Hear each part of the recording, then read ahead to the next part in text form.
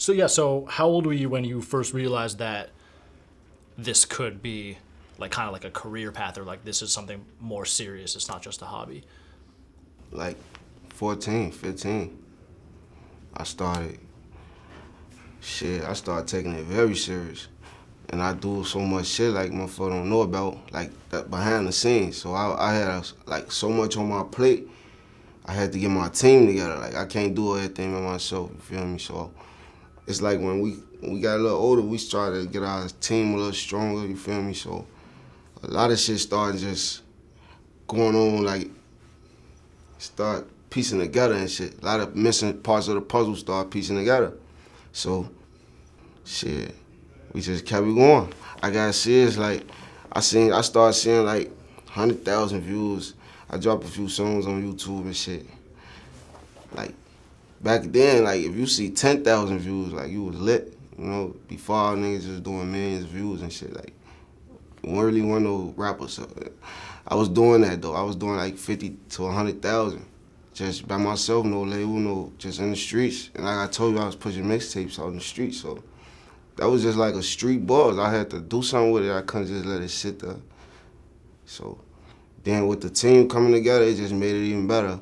Feel me? All my niggas like Team 600 and 45, that's my shit. I got my own label. But my brothers and them from the block, Team 600, we formed that shit like back around that time when I was like 14, 15, and somewhere in that age, we formed like, you know, the music shit. We been 600 and shit from the hood, but Team 600, that's the label, you feel me? So we all came together. We trying to just get it out the mud, bro. And with everybody doing them and everybody being spread out, it's like it's muscle. Cause everybody do their own shit. So when we come together, it's like motherfucker can't stop us. So putting your music out online initially, like you said, you were passing out mixtapes. Yeah. But putting it up online was the thing that like first got it going. Yeah. Cause the mixtapes and shit was cool, like for motherfuckers. But when motherfuckers started like writing me and emailing me from off the internet, like what was popping back then before Instagram? Really like Twitter and Facebook and shit. They hitting me all over the world like, yeah, bro, we out the band, keep it going. We fuck with you from Toronto, motherfuckers from across the world. I'm like, damn. It gave me a whole nother look on the shit. Like, damn, this shit like real. I could reach people from across the world with this music shit. All I gotta do is keep the shit going. And they wanna hear hot shit, which I feel like it came natural to me. Like, I don't know, it just was in me, this music shit, so. And did you have any music role models, like rap role models? Yeah. Hell yeah. Like from Chicago, we used to listen to niggas, like hood stars who was rapping. I don't know, everybody say Pac, Biggie, you know, all that, that's cool and shit, but that wasn't my era, you feel me? When I was coming up, we was listening to street shit, like Chicago niggas who was buzzing. Like niggas like Bump J, you feel me? And I ain't gonna lie, like the nigga King Louie, he was popping. And, you feel me? This before the whole drill scene, like niggas was doing Pac-Man over East niggas, you feel me? Like real street niggas, if you from Chicago, you know these people, you feel me? So we was listening to shit like that. I wasn't too big on industry music, never. If it was industry, it was just like what was popping at that time, like what's on the radio. I never just had like no favorite artists like in the industry. I like all type of music, but I wasn't just big on industry music. I like street music. So if you could model your career off of one musician, not necessarily someone from Chicago, not even necessarily a rapper, but like how would you want your career to go? Is there like someone that you really look up to as like providing a model for maybe someone that has done this before? Who done this before? Yeah, it's a lot of legends. Really, niggas like I could say like Jay-Z and them. You feel me? Like Lil Wayne, all of them.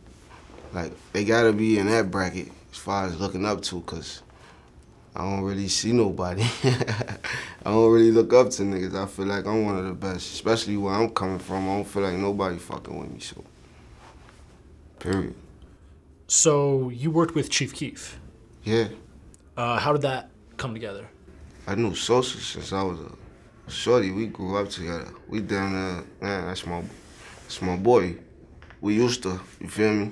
I ain't spoke with him in a minute, you feel me? Since the whole shit popped off, I ain't spoke to Sosa.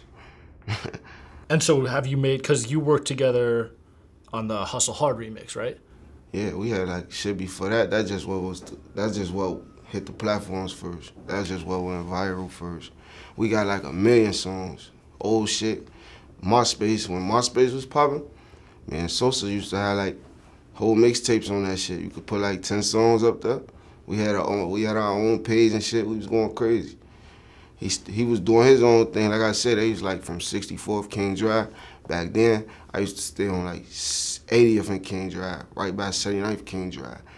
I used to catch 3 down there to fuck with Sosa and them in Parkway. They from O Block, call that O Block. He the first nigga took me in O Block. Feel me? I go down there. It was all love. They fucking with me. Bro showed me through that bitch. We shorties, man. We still young as hell.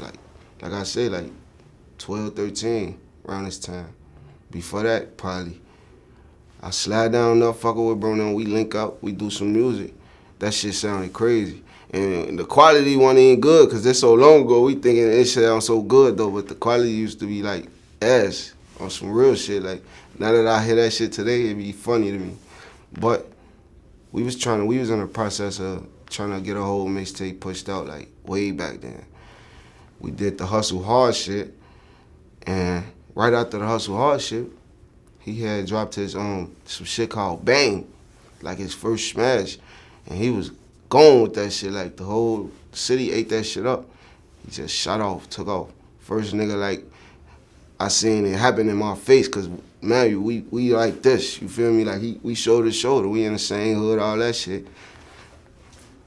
He gone. So that's when I see it like, damn, this shit really real. Like, bro just took off with this shit. Ain't look back, none of that shit, you know, like, this shit can really happen. So, it was crazy.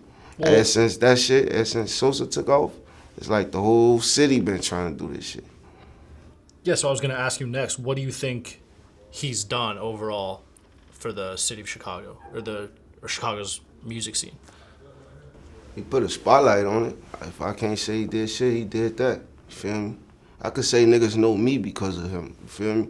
Like he put the spotlight on Chicago drill music. Niggas wasn't checking for that type of music. That wasn't even no wave people was checking for, period, until he took off with that. So, salute to that. All right, so following on that, how would you define drill music if you had to? I'd say it's like a drill music. It's like a way of life. I wouldn't even put it in a genre, you know? It's a way of life. Motherfuckers is just people who listen to drill music in the midst of going to do drills. It's like a way of life. Like, it's just Chicago shit. Like, we grew up in that shit.